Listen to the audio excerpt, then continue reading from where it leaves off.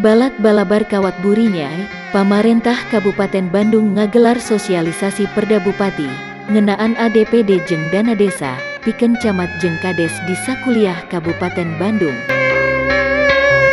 Kapala desa kudu paham kana anggaran dana perimbangan desa ADPD, jeung dana desa ADD, sangkan ngagunakun eta anggaran bisa luyu jeung padoman operasional, padoman teknis jeung mekanisme nuges aya.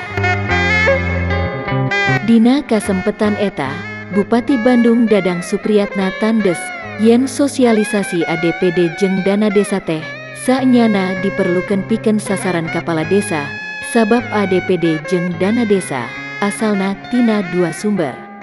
Di mana dana desa sumberna tina APBN, jeung ADPD sumberna tina APBD Kabupaten Bandung.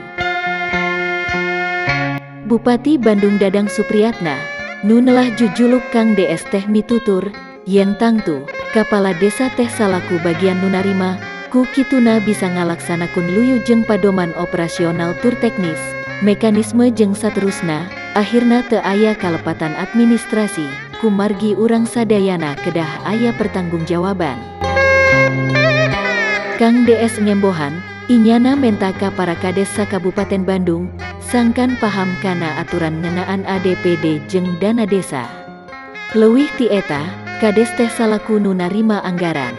Dipiharep dina akhirna teu aya kasalahan, dina nangtukun kawijakan jeung nyieun anggaran.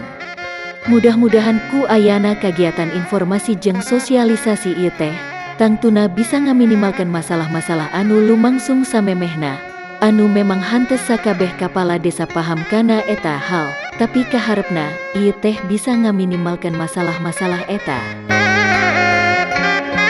Sakitu ti langit soreang Kabupaten Bandung, balabar kawat buri Nyai nu ngamancanagara, ngabewara.